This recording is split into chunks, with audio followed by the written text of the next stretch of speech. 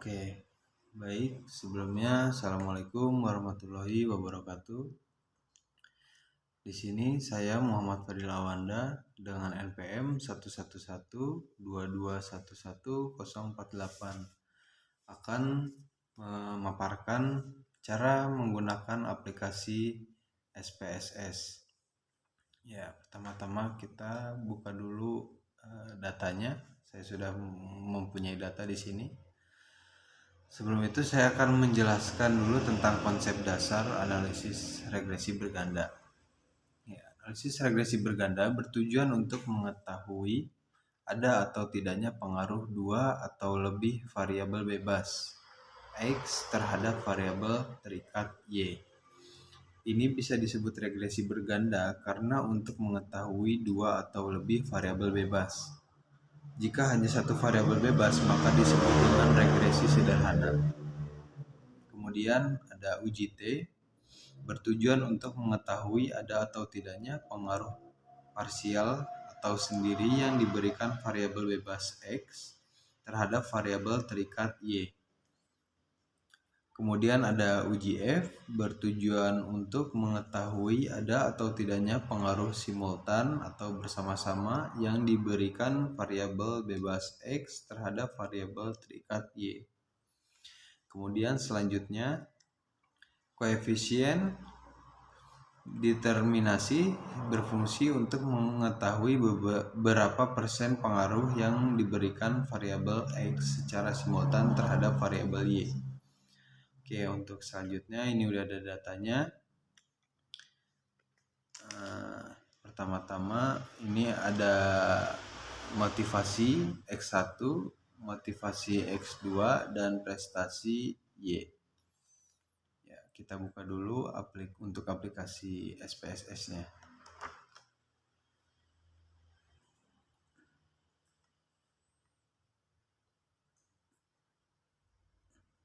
Ya, kita buka dulu.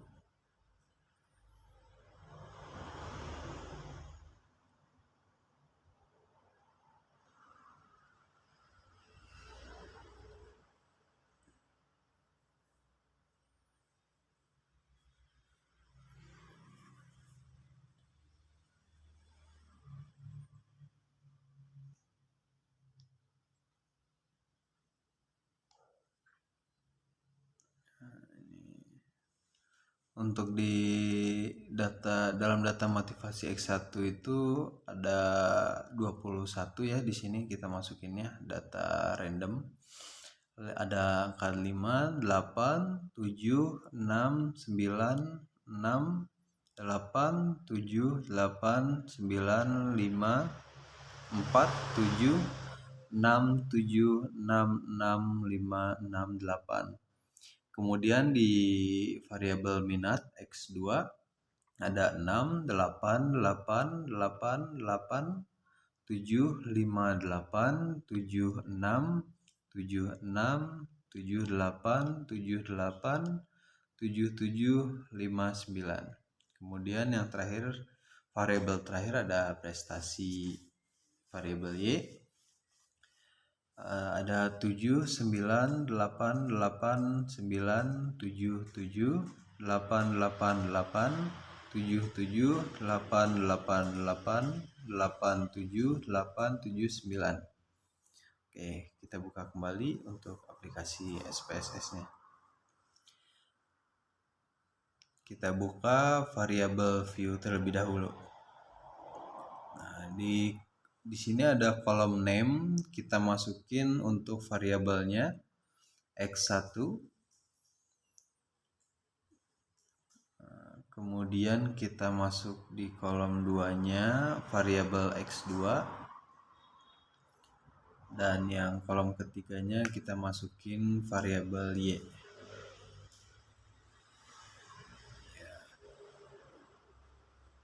Di sini tipenya numerik semua, dan di tipe ini harus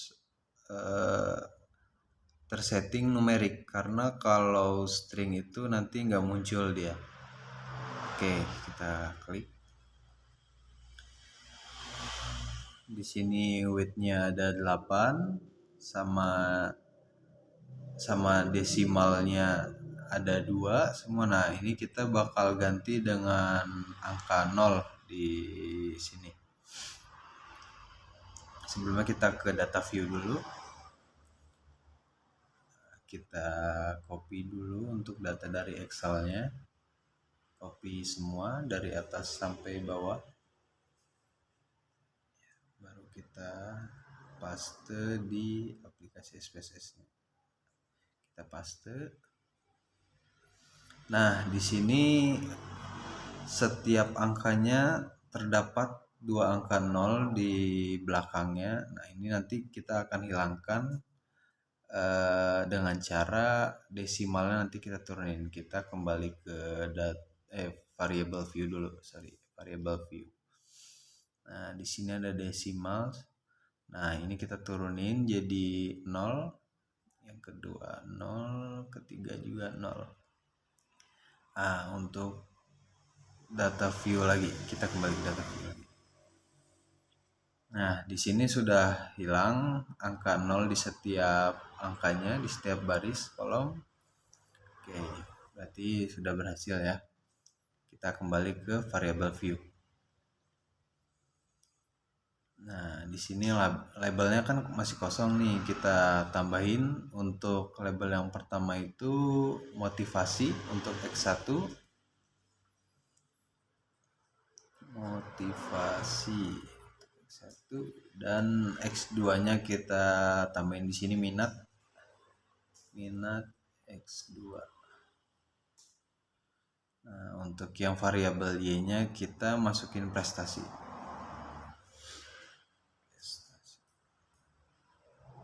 Oke, untuk values-nya emang non ya, emang nggak ada.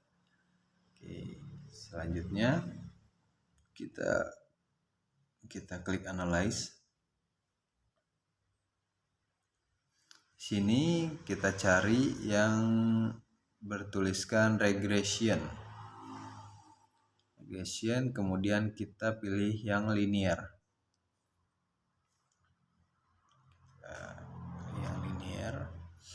Nah, di sini udah muncul nih yang tadi dimasukin di input. Untuk yang prestasi variabel Y kita masukin ke bagian dependent. Ya, dan untuk motivasi X1 dan minat X2 kita masukin ke bagian independent. Ya, kita klik OK.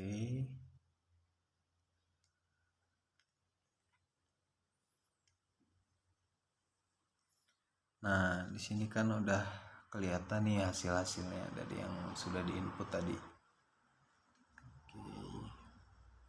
Sudah jadi.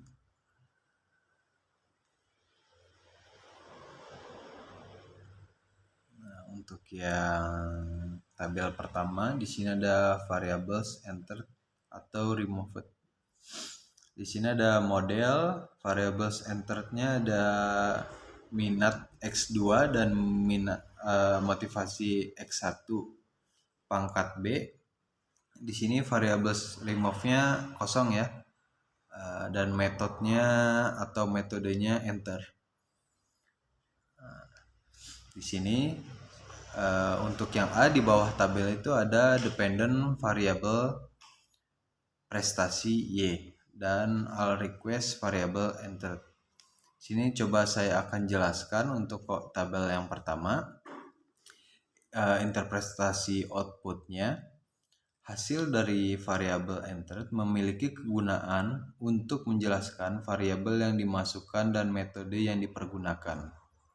Kemudian, variabel yang digunakan dalam analisis ini adalah prestasi variabel Y untuk dependent variabel dan motivasi X1 dan minat X2 sebagai independent variable. Kemudian sebagai metode yang digunakan adalah enter. Metode enter merupakan metode yang digunakan untuk membentuk penaksiran dari persamaan regresi. Jadi nanti peneliti yang menentukan sendiri variabel yang akan diambil sesuai dengan hasil dari signifikasi. Nah, ini yang metode ini ya, yang maksudnya yang enter tadi. Oke, untuk yang tabel kedua, model summary. Di sini ada model 1 yang di sebelahnya ada R 0,885 pangkat A. Di sini 0 ya, tapi emang nggak kelihatan sebelum spasi.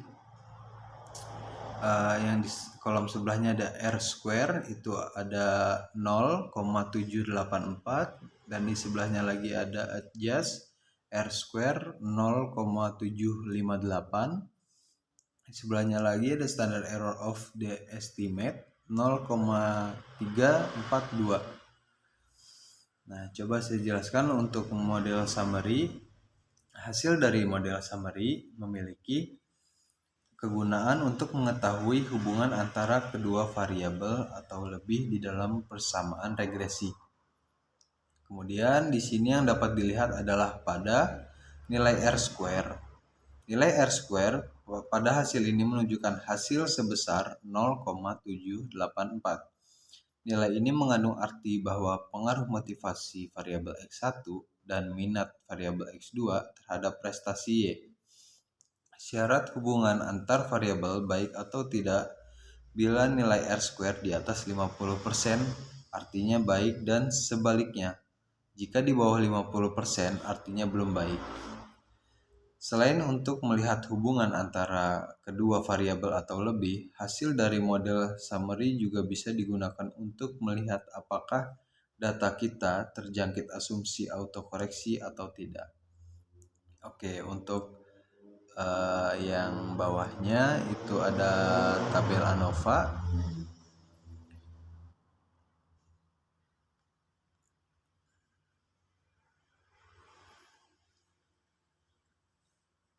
Itu ada tabel ANOVA di sini, model, regression, residual, dan total. Di sebelahnya ada kolom sum of squares. Di sini angkanya adalah 7,211, di bawahnya ada 1,989, di bawahnya lagi ada 9,200. Di sebelahnya ada kolom DF, memiliki nominal angka 2, di bawahnya ada 17, dan di bawahnya lagi ada 19. Di kolom sebelahnya ada mean square, itu memiliki nominal angka 3,605, dan di bawahnya 0,117. Kemudian selanjutnya yang kolom F ada 30,816. Oke, di sebelahnya lagi ada kolom SIG yang bernilai 0,000 pangkat B di sini. Di bawahnya ada dependent variable prestasi Y dan predictors konstan minat X2, motivasi X1. Di sini saya akan coba jelaskan untuk yang tabel ANOVA. Interpretasi outputnya, hasil dari ANOVA digunakan untuk mengetahui pengaruh variabel independen secara serentak atau simultan terhadap variabel dependen. Oke. Selanjutnya itu ada yang kolom terakhir, ini adalah koefisien. Oke, untuk kolom yang pertama ada model konstan, dalam kurung konstan, motivasi X1 dan minat X2. Kemudian di sebelahnya ada unstandard DZ koefisien, memiliki 2 kolom di bawahnya. Itu ada kolom B dan standar error.